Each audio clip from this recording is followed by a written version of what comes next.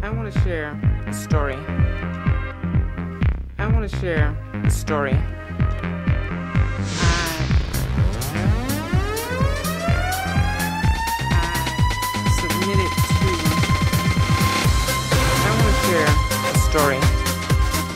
Submitted to the women's press. I won 3rd place. And it's a story that I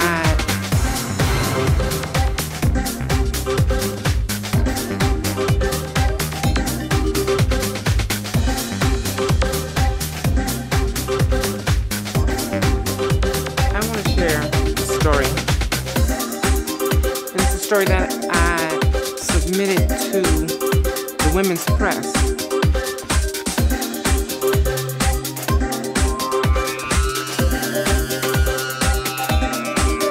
It's called What Makes a Woman?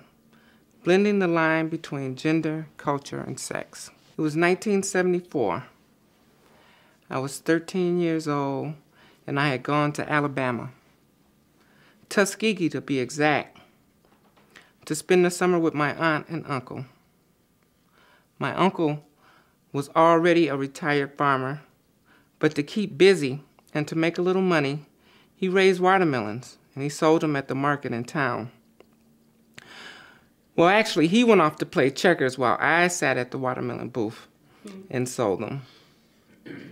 One day, a man approached me, an adult man, and he wasn't interested in no watermelons, only my 13-year-old self.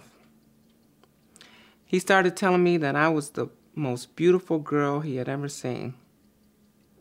The problem with his come on, other than the fact that he was making them to a 13-year-old, was that he was making them to a boy. I tried to correct his error, but he wouldn't listen. Then, to my shocked ears, he started saying that I looked so good that he wanted to have sex with me.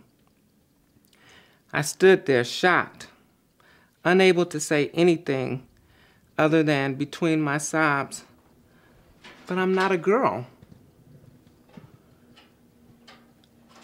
To this, he dropped his pants to reveal the biggest, blackest penis I had ever seen. To this day, I still have never seen anything like it, which may in fact be the result of my 13-year-old, somewhat traumatized memory. I immediately started crying louder, and people began to notice, and he ran off. The part of this experience that was most startling was that I felt that this man had revealed me. For ever since I was 4 years old, I knew that I was a girl, that there was a femaleness about me that was not embraced by the fact that I was born male-bodied.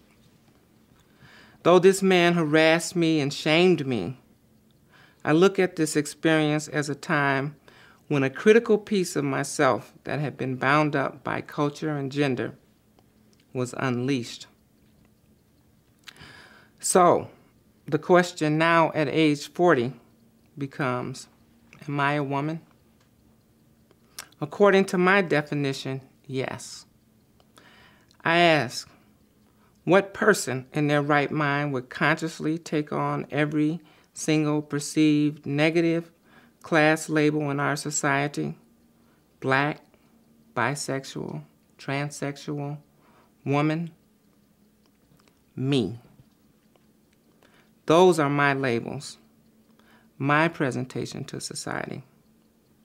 The simple choice would have obviously been to hang on to what little privilege I could have had as a straight black man in America. For to be a black woman in America is to be at the bottom rung of the proverbial cultural ladder. Women who have been castigated and misused by every institution on the planet, feared by the church, raped by slavery, even white women abuse black women. What went wrong with womanism?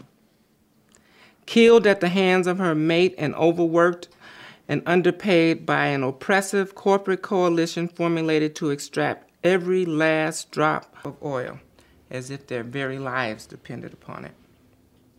And you ask, what person in their right mind would consciously take on every single perceived negative label in our society? Black, bisexual, transsexual, woman? Me.